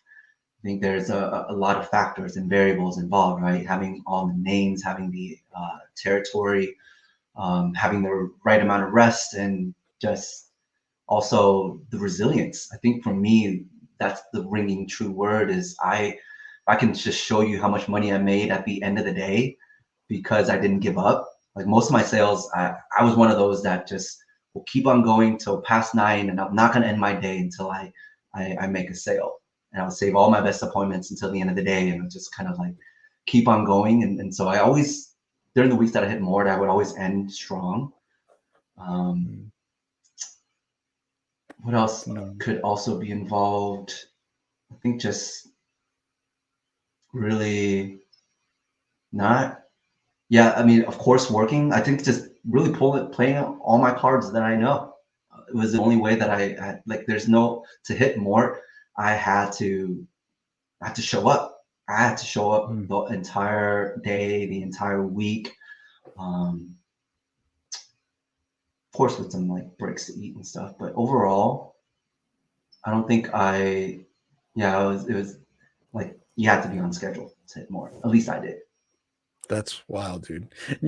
And you think of people like Ron Alfred who like hit more, like what is it, 72 times or 75 times or something, and you're like, you freak of nature. Like the man went to jail for like a couple of days Oh, and then came dude. back out and then hit more. Like what you worked under him. What was it like to learn from Ron and to work with him as a leader? And then we That's can go you into got. your TEDx experience at the Yeah. ponytails.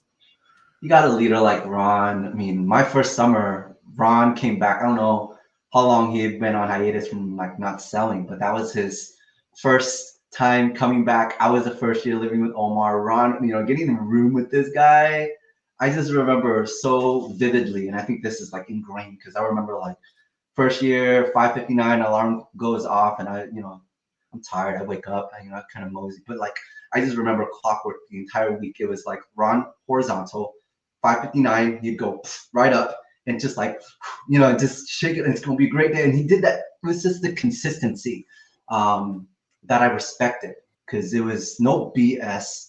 He showed up as Ron Alford. He genuinely cared about people, and just the way he connected with people was just beautiful to experience because it was like not just like someone going through a sales conversation and talk, but it was like you can see this molding of people coming together and like this trust that's built, this connection that's built from this conversation between these two people. And I'm just like, I'm saying the same things, but the energetic connection is not there yet. But I think that's where, from watching Omar and Ron, who were very technical, but also they have this quality or this skill set to really be able to connect with people, right? To just show up in a way that's so enrolling and captivating that it's just like I want to listen to what this person has to say, right? And I think that was like a quality that I really look to in my leaders that I tried to adapt for myself. Wild. Dude, you're so good at like less is more, but enough. Like you're great at those words. Like I can't imagine an HQ with Ron Alfred, you and Omar. Just Yeah. what a power HQ if I've ever heard of one. Wow. Yeah. That's so awesome, man. That's so awesome. And a The legend. first year, A yeah, legend. it was a legend, and all. I mean, the first years that were in that HQ, all of us just it was so great to have that. So we're very lucky. I didn't know he took a hiatus. I didn't know that there was a break there. Huh. Interesting. Yeah, because he didn't. I don't think he went out to the book field to sell, just to knock on doors again, just to to be followed. So at least until 2006, from what I remember. That's wild. Wild. Well, hopefully we can get him on the show at some point down the line as well. That'd be a good one. Shout out to Ron. Yes, Big sir. shout out to Ron. Heck yeah. Cheers to Ron. That's right. I'm having an IPA. So cheers. You with your water, sir. Hey, it's still 6:30 here. It's a little bit early. Hey, me too. I'm in Portland, so we're on the same time zone. Hey, I thought for some reason we're in Central. Excuse me. Yeah, I was in Lincoln. A year ago, but I moved to Portland. Yeah, see, that's another thing that's changed since I saw you last. Is I got married, published a book. I moved to Portland, got a couple dogs, started a company. Woo! Not bad. We've had a good year and a half. I can't wait. Listen, in a year and a half, we'll just meet back up again, and see how far we've come. I can only count on us going because we're only going to continue to reach. So, but with some pauses in between. Of course, with mindful pauses for sure. All right, brother. Let's hop into some ponytails. If you got more than one, that's fine. But I for sure wanted to hear a little bit about what the experience itself of being on stage on that red dot was like. And so what kind of collect your thoughts there, take a pause. I'm going to talk about a couple more friends of ours here at the show, and then we'll jump into that and then close her out if that's cool with you. Sounds good. Yes, sir. So first of all, I want to give a big shout out to Oscar and Oliver over in Estonia. That's Oscar Koha and Oliver Reynes, and they are the masterminds behind our website. So we've already launched our website. It's theponytailspodcast.com. Go there and check it out. We're still making tweaks to it. It's still like, just we're taking feedback from everybody. If you guys think that there's things we should tweak or change, let us know. That's why it's out there and open and public, so we can make it the best experience for our fans. But if you guys own a business and you want to have an effective presence online, of course, we know that you need a good website. Most American website developers cost anywhere between $25,000 to $50,000 to build for your company's website. And of course, you can do it by your own, cheaply and, do it with a little bit more cost effectiveness. But if you are trying to do the integrations with it, if you're trying to make automations with it and all these intricate parts of it that just go beyond how it looks, huge shout out to Designly for doing that for us. And it's important that you have a solid website and a lot of really good funnels that, take your traffic, all the places that will help you improve your customer interaction. So let's get you in touch with Oscar and Oliver. Also, they are looking for salespeople. And so if you guys are wanting to do and learn more about an opportunity with them to help sell websites to folks who need it, which of course nowadays it's everybody, let us know. Big shout out to Enlight Energy as well. They are doing to solar what Southwestern did to real estate. So obviously they're not a sister company, but if you have a passion for the planet and a desire to earn good money, you want to work with someone like Nick Taverdi, let's say you can join him and Julio Hernandez and Alex Black over at Enlight. A sale every other week there is enough for a 6-figure income. So you can imagine the lucrative opportunity that is at hand. And they have the ability to work with people in just about every state in the US. Plus, you're not really selling anything additionally. You're actually just replacing an electric bill, which if you've seen the John Oliver that came out recently, people's electric bill are through the roof right now. So it's the best time to get into solar right now, for sure. And then one more time, and last but not least, I want to give one more shout out to Cardinal Senior Benefits. So one of the things that their agents love about working there, and I always like to share this part because this is something that's usually not as highlighted, but it's just the freedom and flexibility. So a lot of companies talk about freedom and flexibility, but at the end of the day, you can be held captive by the availability of the clients, to harvest the time that you need for yourself. So with Cardinal, because of the demographic, they save and serve, and they do it at ease, which you can trust leads, and you can mold your work schedule around what they want you to do, what you want to do personally. So again, shout out to Nate Alberts and Lucas Holland this week, selling over 10K, and Nate is 11 weeks in a row, which is insane. That's so crazy. Anyway, after kicking a lot of ass and taking names, they decided to take some time off. And so Lucas took an 8-day trip to go to Europe, and Nate Albers is taking a week-long trip to Iceland. So that's the kind of flexibility that they have. So you could totally control your own schedule 100% there. The reason these guys are able to do that is because of the system that they have in place. So anyway, with that lead system, you can literally do that at your will, as long as you are producing what you feel is necessary. And it's sweet way to work and, still take priority in the things in your life that you need.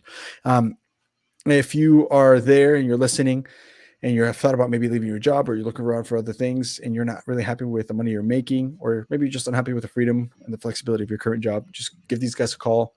Or don't. They don't really give a shit. They're going to crush it with or without you. But they'd rather do it with you. So that's a buying atmosphere right there. Boom. So, all right, my man. I'm excited to hear about this because I've loved public speaking since I was a kid. My favorite classes growing up were public speaking. The best grades I ever got were in public speaking. I do stand-up comedy. I'll tell you about my best speech after this if you want. We don't have to do it on the air, but I thought it was the funniest thing I've ever done. I didn't know that about you. I didn't know that. That's dope. Oh yeah, dude. Well, actually, this is great then, because I don't know. It's long story short. It was a talk about pet peeves. 7th grade, first public speaking thing I ever did, and we're supposed to do our best pet peeve, and I couldn't think of one because I'm pretty chill about stuff. But I was like, oh, it'd be funny to do like a pet peeve where you hate people chewing with their mouth open, but then give the entire talk while you're eating. And so I got a couple of chewy bars, and I literally started giving my speech. And I ate like the granola bar, and I would make things fly out of my mouth and just give the whole talk about how annoying it is when people do that. Got an A+ on the project. It was and that's when I knew I wanted to do stand-up. So that's so creative. That's so good.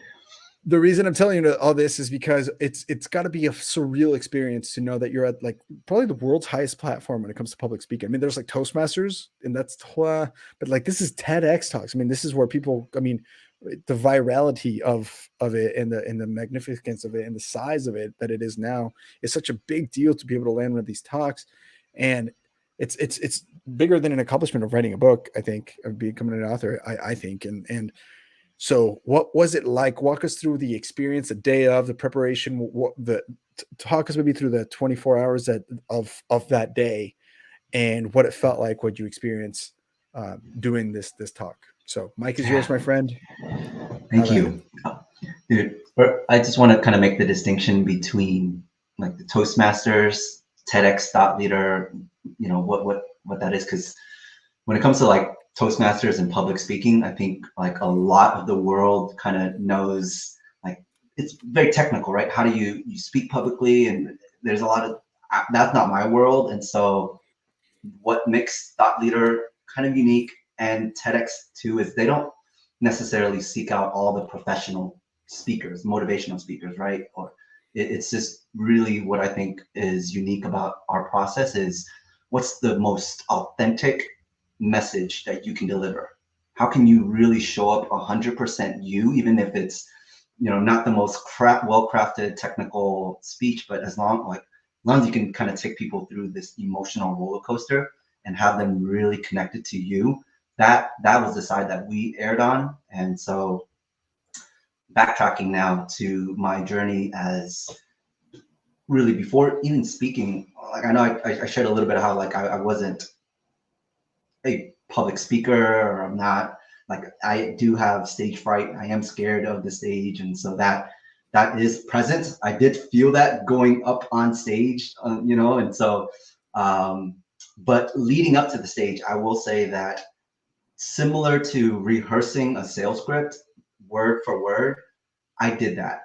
And so my talk that I had written out was a speech that I had worked on. I got feedback on. Our program was able to, like, I got a whole bunch of people that I presented it to, and it took so many iterations, Andres, for it to finally get to a place where it was like, I'm really connecting with this. This is really genuine for me.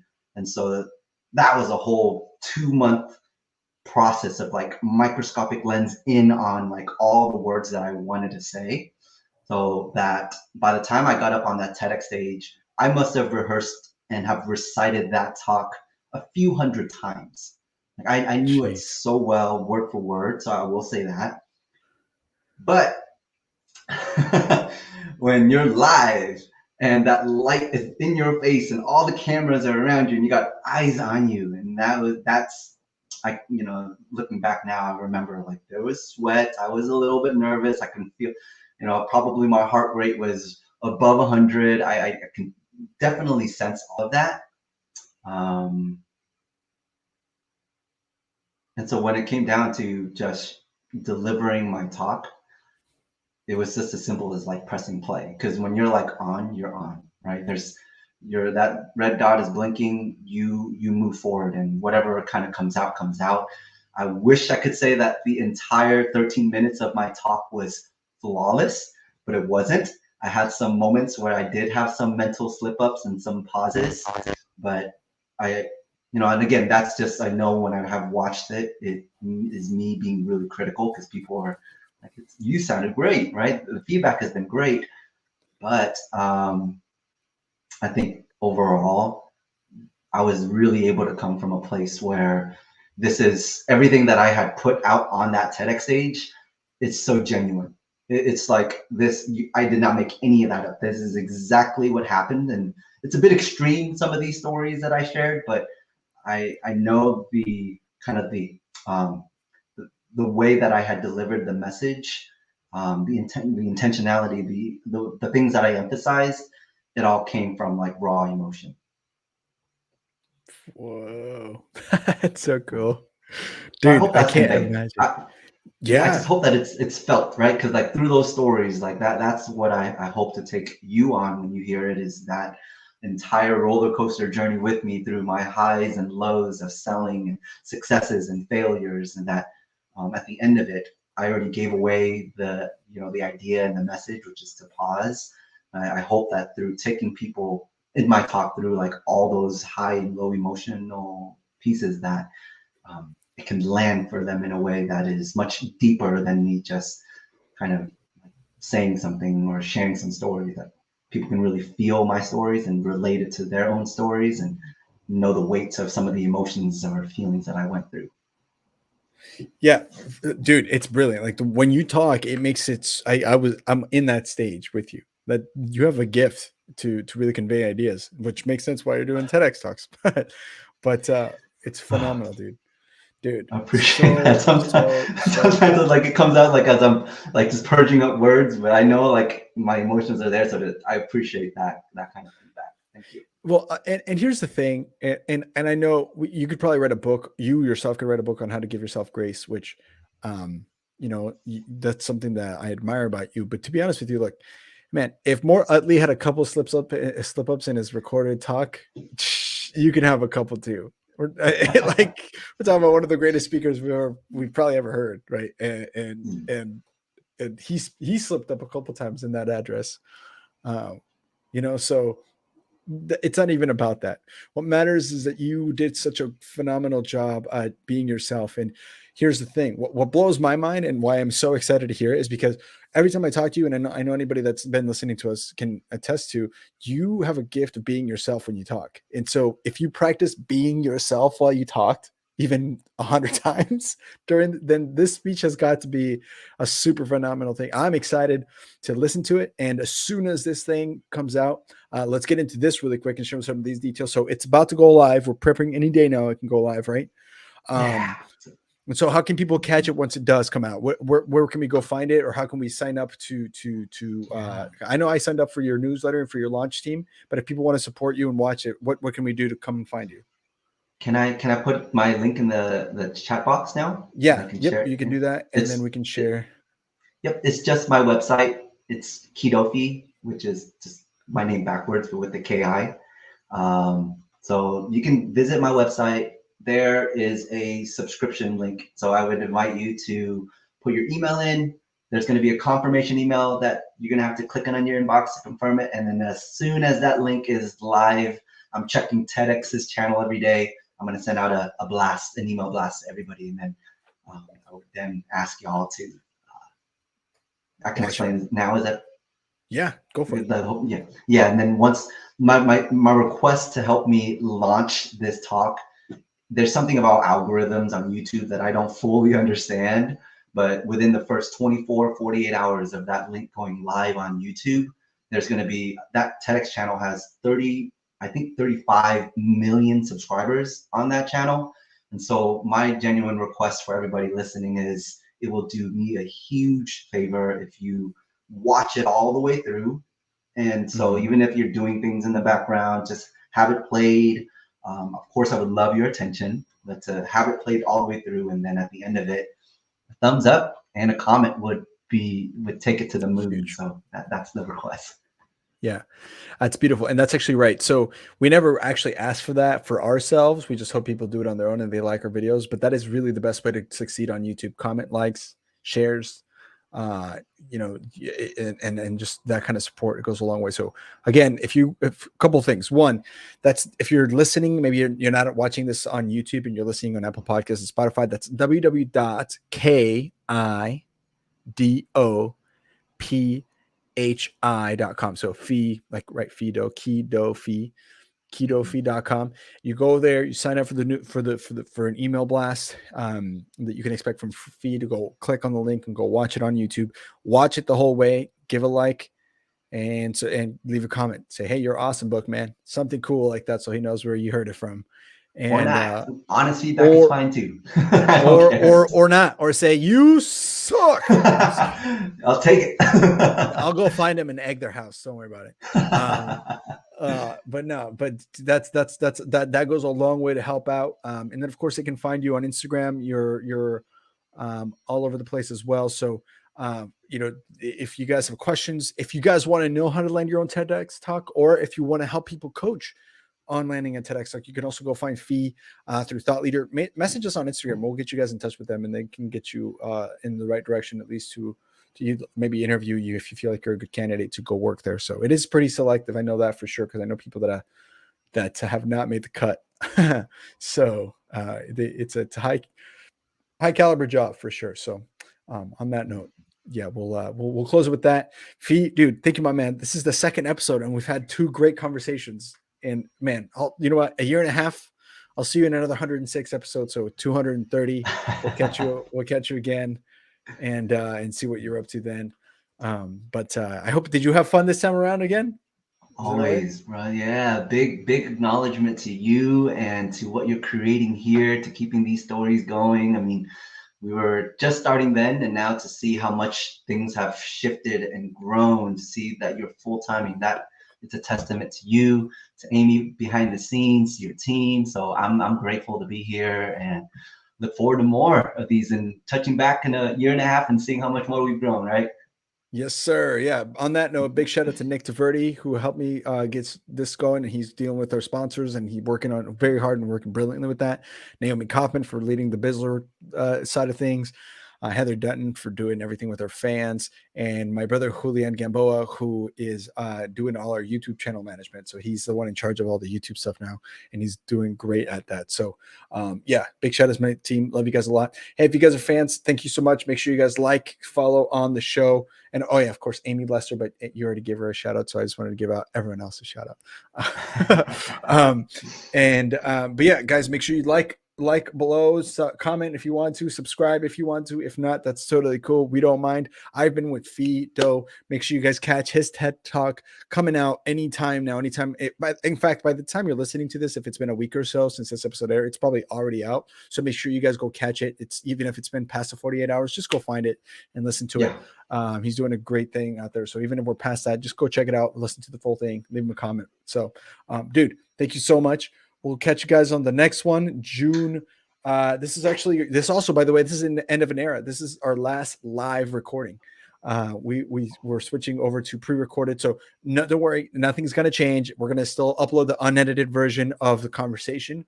We're just switching it so we recorded ahead of time so we can bring you guys some additional content and stuff pre qualified and preset. So nothing's going to change. It's still going to be aired on Sundays and Thursdays and unedited. We're not going to cut anything. We're just going to, whatever the conversation took place is what we're going to post. But it just gives a little bit more flexibility with how we bring you guys episodes. So check it out. All European month is going to start officially this Thursday. Simon Stanish is going to be there, and it's going to be only Europeans for the month of June. Featured guests coming up. We have Roger Smith on the pipeline. And then we also have Dustin Hillis, who's going to be on the show at some point in September. So we'll catch you guys on those as well. Thank you guys so much. My name is Andres Gamboa. This has been the Ponytails Podcast. Fee, you are awesome, my brother. Thank you so much. Appreciate y'all.